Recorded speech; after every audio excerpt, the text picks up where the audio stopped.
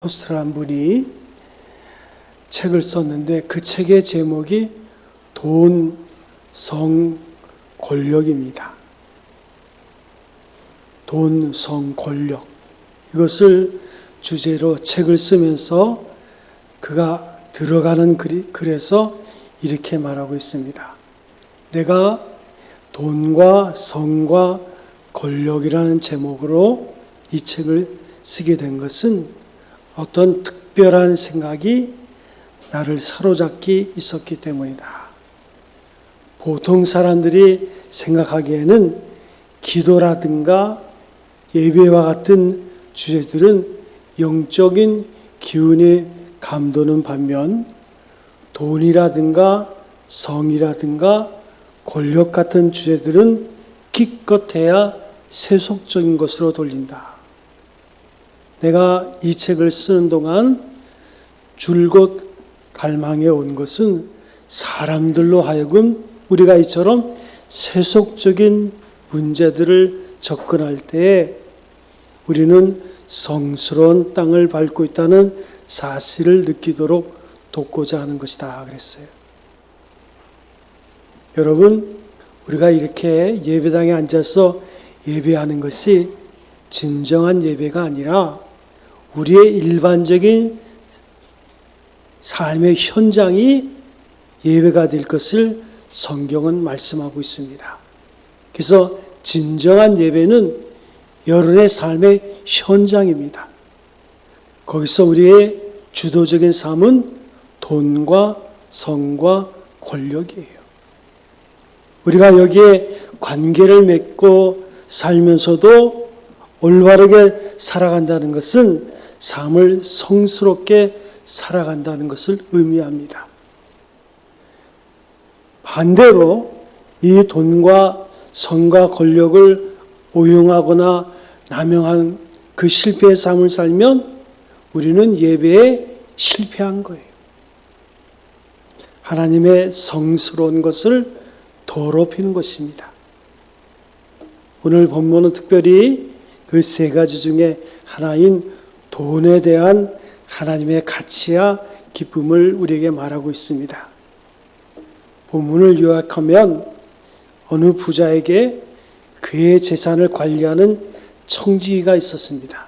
청지기는 그 모든 재산이 자기 것이 아닙니다. 주인이 따로 있어요. 그것을 관리하는 자가 청지기입니다. 그런데 이 부자에게 들리는 소문에 의하면 이 청지기가 주인의 재산을 불의한 방법으로 낭비하고 있다는 거예요. 그래서 이 부자는 자기의 재산 관리는 청지기를 불렀습니다. 그래서 그동안의 관리 업무 상태를 구체적으로 정리해서 보고를 받고 너의 역할은 끝났다. 그리고는 해고 통보를 하게 된 것입니다. 본문의 말씀을 보면 이 청지기가 참으로 맹랑한 사람입니다. 그래도 한때는 청지기를 하시고 이제 주인의 재산을 나름대로 이제 관리하면서 거들먹거리며 살다가 이제는 해고가 당했으니까 땅을 파자니 힘도 없고 그렇다고 빌어먹자니 부끄럽고 창피하니 어떻게 했으면 좋을까 하고 지혜를 짜냅니다. 그 결과 꾸민 일이 그동안에 주인에게 빚을 진 많은 사람들을 한 사람 한 사람 불러가지고 그 빚진 정도를 얼마씩 감해주는 거예요. 예를 들어서 기름 100마를 이제 빚진 사람에게는 그 정세에 50마리라고 쓰라고, 밀 100석을 갚아야 할 사람에게는 80석이라고 쓰라고, 이런 식으로 해서 이제 탕감해 주는 것입니다. 지금 이 청지기는 주인의 것을 가지고 자기 마음대로 상당한 부분을 탕감해 주고 있는 거예요. 주인의 입장에서 보면 엄청난 손해를 끼치고 있는 거죠. 그런데 이 사람이 이렇게 하는 데에는 이 사람다운 계산과 생각이 있었어요. 이렇게 내가 선심을 베풀면 내가 청지기직을 박탈당하더라도 저들이 이 은혜를 생각해서 언젠가는 나에게 좋은 것으로 돌아올 것이라 그런 속셈이 있었어요. 이는 어처구니 없는 행사면서도 또한 대단한 결단이 아닐 수 없습니다. 그런데 이를 두고 하시는 예수님의 말씀은 대단히 비약적인 데가 있어요. 이 청지기의 불의한 짓을 그 주인이 알고 뭐라고 말했습니까? 지금 하고 있는 것이 보통으로 잘못된 것이 아닙니다. 분명히 잘못된 것이에요. 주인의 그 재물을 함부로 자기가 판단해서 낭비했는데 주인은 오히려 그 청지기를 칭찬했다는 거예요. 우리가 생각해 보면 아니 주인이 자기의 재물을 낭비한 청지기를 어떻게 칭찬할 수 있나? 좌우간 불의한 청지기가 주인에게 칭찬을 받았습니다. 아니 그러면 왜 부자는 금전적인 손해를 끼친 불의한 청지기를 야단하기는커녕 칭찬을 했을까? 우리가 이 주인을 이해하기 힘든 까닭은 우리가 영적인 사고를 하지 않고 있기 때문입니다. 여기서 나오는 부자는 하나님이십니다. 그분은 사람들을 기쁘게 하는데 사용한 돈을 손해보거나 낭비했다고 보지 않는 거예요. 그가 우리에게 돈을 맡기셨다면 어떤 이유에서 맡겼을까요? 우리는 돈을 우리 거라고 생각하는 아주 강하고 못된 경향을 가지고 있어요. 그래서 오늘 본문의 내용이 이해가 안 되는 거예요. 여러분, 우리가 구원받았다는 것은 하늘에 계신 하나님이 우리 아버지시고 우리는 그분의 자녀로서 이 땅에서 우리에게 맡기신 재물을 포함한 모든 것을 관리하는 청지기예요. 내가 사용하고 있는 시간도 내게 아닙니다. 하나님 거예요. 내 몸도 내게 아니에요. 하나님 거예요. 그래서 건강하게 잘 관리해야 돼요. 모든 것이 다 하나님 거예요. 그리고 종말에는 하나님 걸 가져다 썼다가 결산하는 날이 있을 겁니다. 그때는 영혼만 빠져나가서 하나님 나라 가는 거예요. 하나님은 왜 우리를 청지기로 사용하실까? 청지기는 자신의 소유가 하나님의 것임을 고백하고 하나님의 것을 관리하는 그 같은 관리자라는 것을 잊지 마셔야 됩니다. 하나님의 청지기는 우리에게 주어진 모든 것은 내 자신을 위한 것뿐만 아니라 주변의 여러 불쌍한 영혼들을 위한다는 것을 우리가 알아야 돼요. 그런데 이 청지기는 처음에는 자기 자신만을 위해서 사치와 낭비로 인생을 살아온 거예요. 그런데 퇴직 통보를 받고서야 비로소 돈의 가치를 알고 불쌍한 영혼들을 기쁘게 하는데 비로소 돈을 사용한 거예요. 그래서 중환자실에서 마지막 죽을 때 후회하는 분이 많아요. 돈은 엄청나게 쌓아놨습니다. 알고 보니 그거 내 거 아니더라고요. 자식만 좋은 일 시키고 가는데 자식이 그 돈을 공짜로 얻은 돈을 좋은 일에 쓸까요? 그것 때문에 타락하는 거예요. 우리가 본문의 뜻을 우리가 눈으로 보이십니까? 이 비유에 대한 예수님의 설명을 주의 깊게 들어봐야 되는데 9절을 보니까 그러므로 내가 너희에게 말한다. 불의한 재물로 친구를 사겨라. 그래서 그 재물이 없어질 때에 그들이 너희를 영원한 처소로 맞아들이게 하여라 그랬어요. 불의한 재물로 친구를 사귀라 했어요. 그리고 그 친구가 멸망할 때에 영원한 처소 천국으로 인도할 것이라 말합니다. 사람들은 쉽게 이렇게 말합니다. 돈은 중립적인 거야. 선한 것도 아니고 악한 것도 아니다. 그렇게 말합니다. 그런데 현대사에서 돈은 악한 것입니다. 모든 범죄 뒷면에 항상 돈이 있어요. 재물은 그 자체로 불의한 거예요. 다만 이것을 선용할 수 있다는 사실을 오늘 성경은 우리에게 보여주고 있는 거예요. 어떻게 선용 가능합니까? 이것으로 친구를 사귀라는 거예요. 어떤 친구일까요? 천국의 동반자요.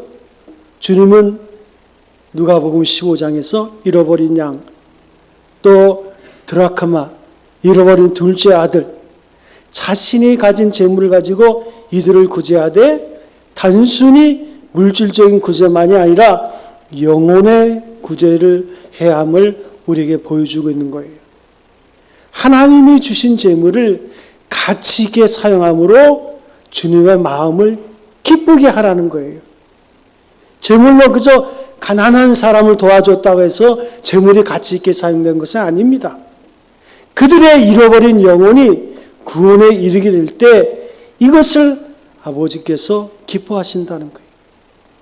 그러므로 불의한 재물로 친구를 사귄다는 것은 물질 사용에 대한 기준을 우리에게 제시해 주고 있는 거예요. 그저 가난한 자를 돕는 것이 목적이 아니라 이들을 하나님 나라로 이끄는 데 사용되어야 한다는 거예요. 몇 년 전에 우리 교회가 캄보디아에 비전티를 간 적이 있어요. 저도 그 전에 갔을 때 또 캄보디아에서 이제 제일 가난한 나라죠. 화장실 짓는다 그래서 우리 교회에서 한 600만 원을 후원한 적이 있습니다. 모르게 그거에 후원했어요. 그런데 제가 캄보디아 가보니까 거기 형정 선교사님 있는데 학교에서 수업을 하는데 전도를 하도록 하더라고요. 아니 지금 수업하고 있는데 우리가 가니까 선생님이 잠깐 수업을 마치고 전도를 하래요. 그래서 그 캄보디아어로 된 그 만화를 주면서 전도를 했어요.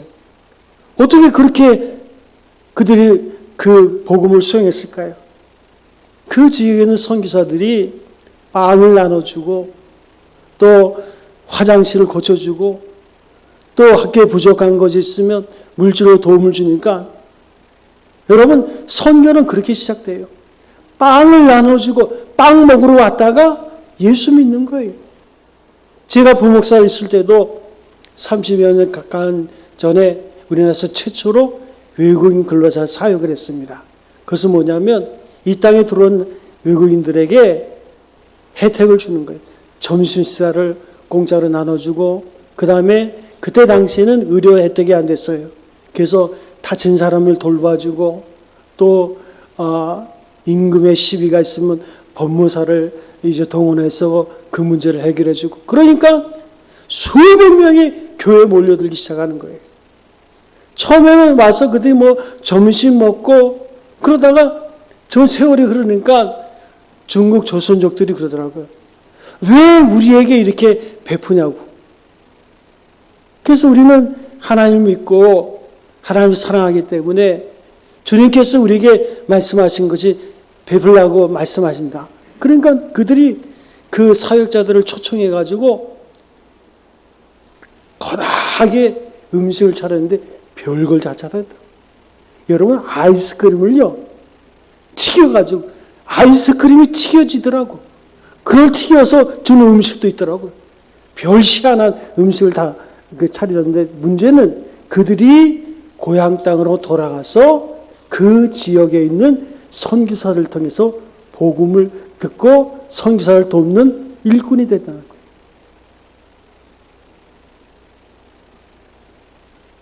그런데 그 외국인 사역을 하는데 돈이 들어가요. 그런데 좀 여유가 있는 분들이 스폰서가 돼가지고 그들이 뭐 쇼핑센터에 갈 때나 또 병원 의료비 비용이 들 때나 이럴 때 그들이 도와주거나 때로는 치과 의사들이 자기들의 도구를 가져와서 도와줘. 이렇게 한 거예요. 그러면서 그렇게 스폰서 역할을 하는 분들 너무 기뻐하는 거예요. 이 일을 통해서 영혼들이 구원받으니까 얼마나 기뻐해요. 하나님이 실제 내가 쓸 수 있는 용도의 재물보다 많은 것을 주시면 나로 누리라 하심도 있겠지만 보다 더 근본적으로는 다른 사람들과 하나님 나라를 위해서 쓰라고 주셨다는 사실을 우리가 인식해야 됩니다. 우리는 돈을 너무 강력하게 내 것이라고 생각하는 못된 성향을 가지고 있어요.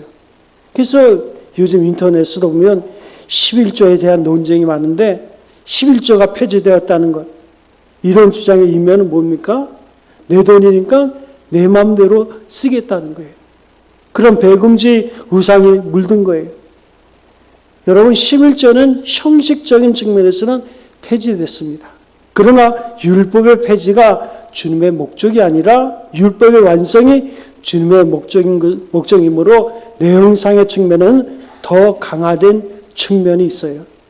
10의 1을 드리는 까닭은 10의 10이 주인의 하나님의 심에 대한 신앙 고백이에요. 따라서 10의 1을 드리는 까닭은 나머지 10의 9를 주의 뜻을 따라 쓰는 삶을 살겠다는 것을 담고 있는 거예요. 본문의 영적인 의미는 바로 이런 부분입니다. 이들이 죄가 아무리 많더라도 그 빚을 탕감해 주는 것. 그것은 주님이 볼 때는 손해본 것이 아니에요.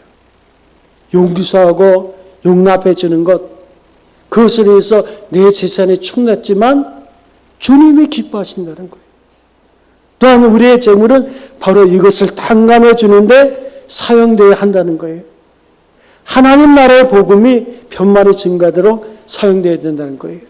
그래서 10절에 보면 지극히 작은 것에 충성된 자는 큰 것에도 충성되고 지극히 작은 것에 불의한 자는 큰 것에도 불의하느니라. 10절에 지극히 작은 것에 충성된 자가 큰 것에도 충성한다는데 지극히 작은 것은 뭘까요? 돈입니다. 돈에 대해서 충성스럽지 못한다면 큰 것, 곧 하나님의 나라에 대해서 충성스러울 수 없다는 아주 단순한 진리를 우리에게 전해주는 거예요. 사람들은 착각합니다. 내가 돈에 대해서 깨끗이 안 해야하면서도 하나님을 섬길 수 있다고 생각해요. 절대로 그런 건 없습니다. 본문 13절에 보면 하나님과 재물은 겸하여 섬길 수 없다고 단언합니다. 기억하셔야 돼요. 재물에 충성스럽지 못한다면 결코 하나님 나라에 충성할 수 없다는 사실을 기억해야 됩니다. 재물은 근본적으로 우리의 것이 아니에요. 재물만이 아니죠. 시간과 몸도 다 주님의 거예요. 모든 것이 하나님의 것임을 10의 1을 드리면서 확인하는 거예요. 그렇지 않으면 자꾸 내 것이라고 생각하는 경향이 있어요. 그래서 죽을 때도 가져갈다고 생각하는 분들이 있어요. 우리가 잘 알잖아요.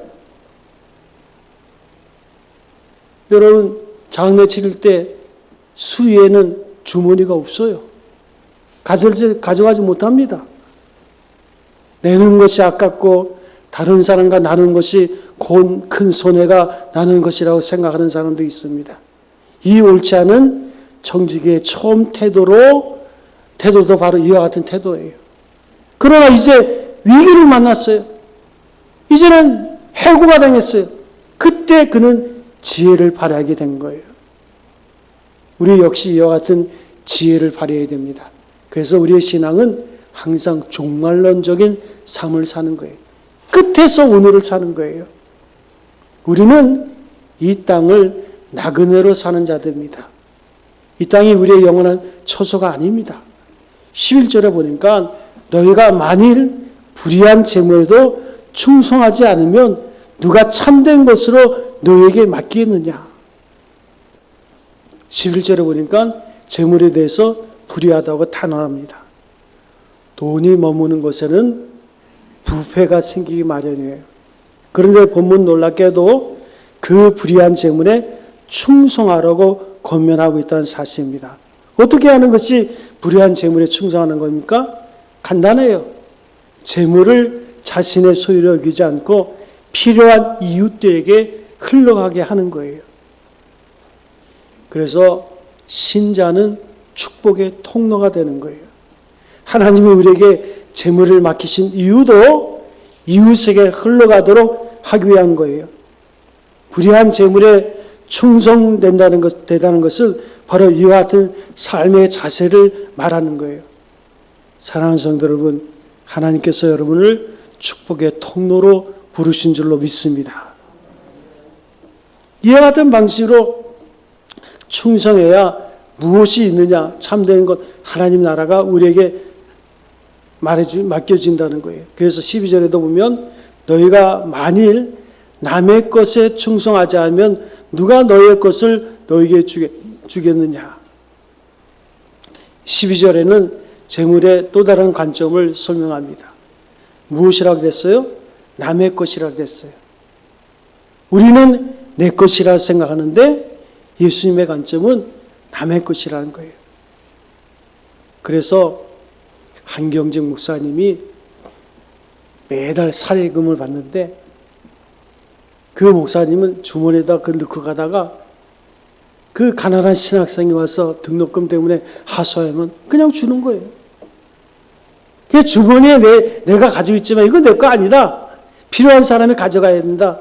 그래서 그 다음부터 영락교회에서는 사례금을 줄 때 한경영 목사님에게 안 주고 사모님에게 줬다 그럽니다.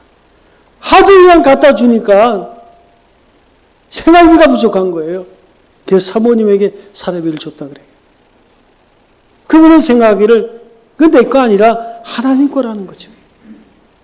우리는 내가 벌었으니 내 것이라 생각하지만 성경의 문맥을 보면 다른 사람에게 베풀 것을 하나님이 내게 맡겨놓았다는 그런 의미에서 남의 것이다. 동시에 하나님의 것이라는 것을 말씀하고 있어요.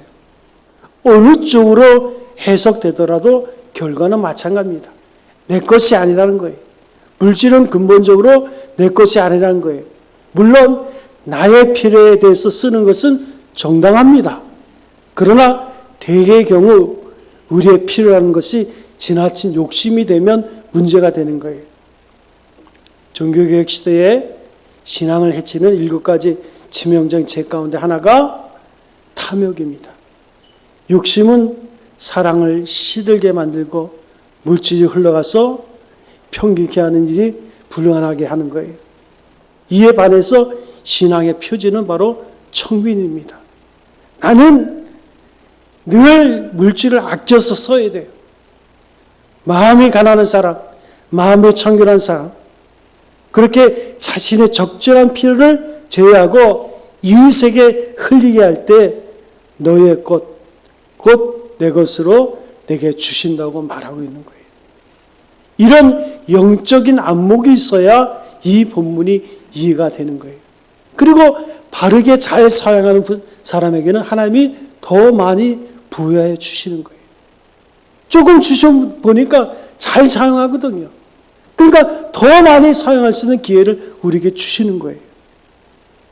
13절에 보면 집 하인이 두 주인을 섬길 수 없나니 혹 이를 미워하고 저를 사랑하거나 혹 이를 중히 여기고 저를 경히 여길 것임이라. 너희는 하나님과 재물을 겸하여 섬길 수 없느니라. 23절은 결론입니다. 두 주인을 섬길 수 없다는 거예요. 재물은 결코 섬김의 대상이 아니요 다스림의 대상입니다. 어떻게 다스립니까? 흘러가게 함으로 다스린다는 거예요. 그래서 다윗 이후에 최고의 부자였던 록펠러의 이야기가 있지 않습니까? 그는 지금 돈으로 1,000조 원 이상의 재물을 가지고 있었어요. 그런데 50대에 그의 눈썹이 빠지고 하루 한 끼를 못 먹는 거예요. 그래서 겨우 먹는 게 우유 한 잔이랑 비스켓 몇 개예요.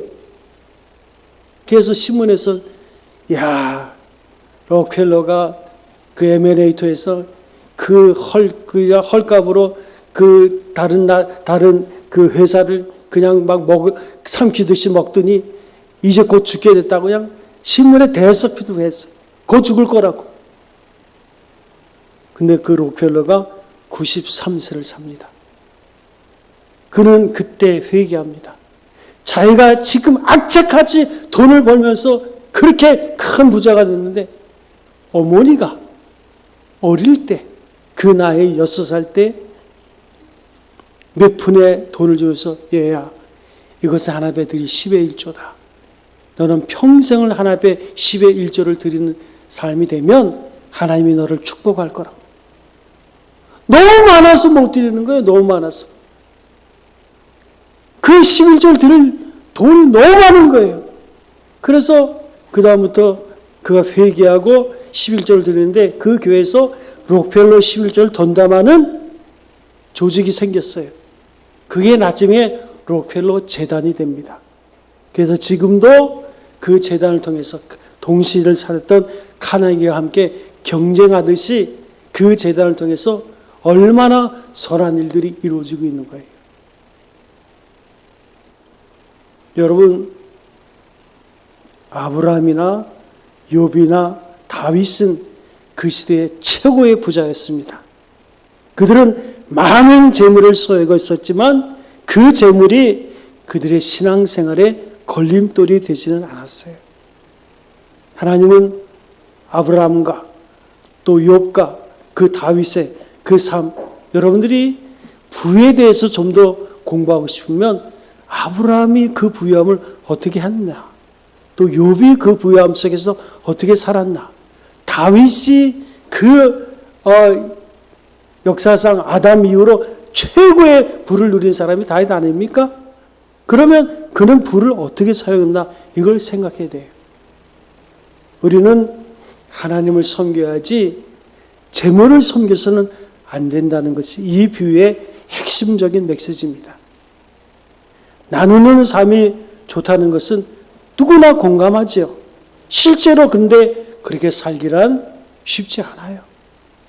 왜 이런 아버지의 마음을 설명한 끝에 제자들에게 이 비유를 하셨을까요?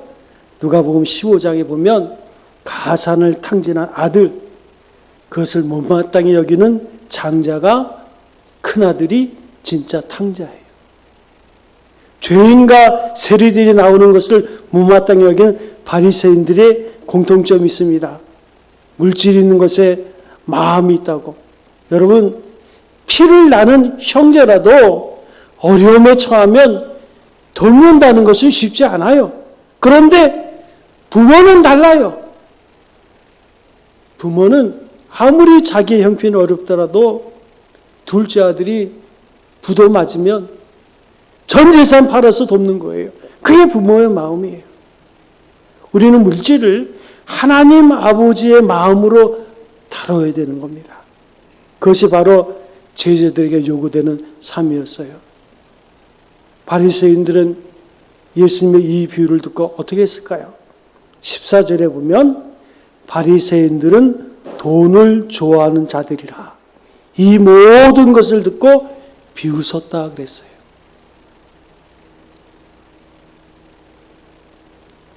바리새인들의 태도에 대해서 주님께서 제자들에게 뭐라고 했습니까? 너희는 그러하지 말라. 사랑하는 성도 여러분, 물질은 하나님이 우리에게 주신 선물입니다. 그 아버지의 마음을 가지고 가치 있는 것에 하나님의 마음을 기쁘게 하는 것에 바로 사용할 수 있는 선한 청지기가 다 되시기를 주의 이름으로 축원드립니다. 우리 191장 찬송 한 장 하겠습니다. 191장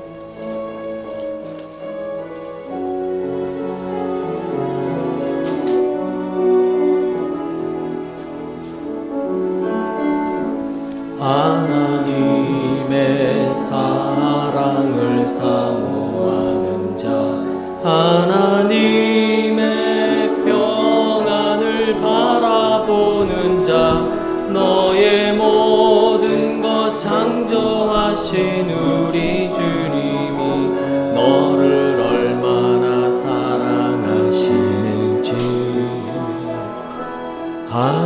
하나님께 찬양과 경배하는 자 하나님의 선하심을 닮아가는 자 너의 모든 것 창조하신 우리 주님이 너를 자녀 삼으셨네.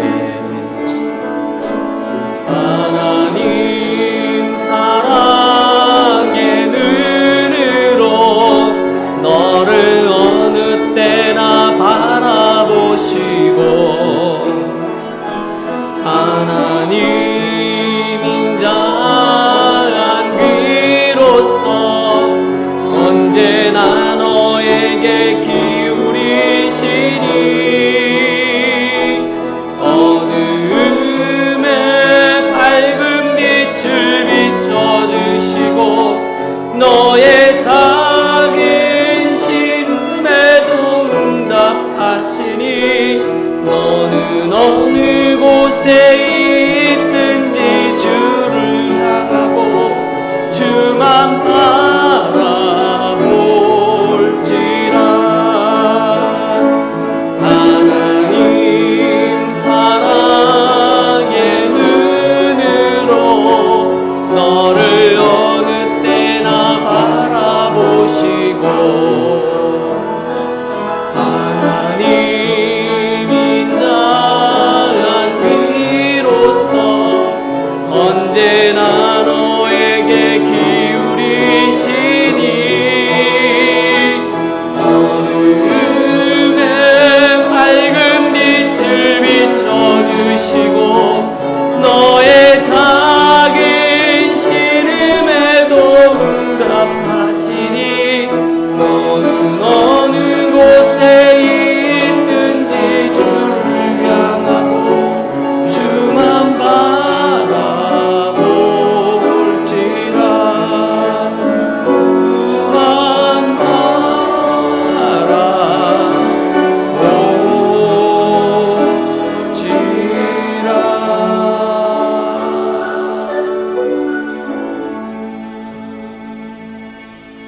우리 아버지 하나님, 우리는 하나님께서 주신 모든 것을 관리하는 선한 청지기의 삶으로 부름을 입었습니다.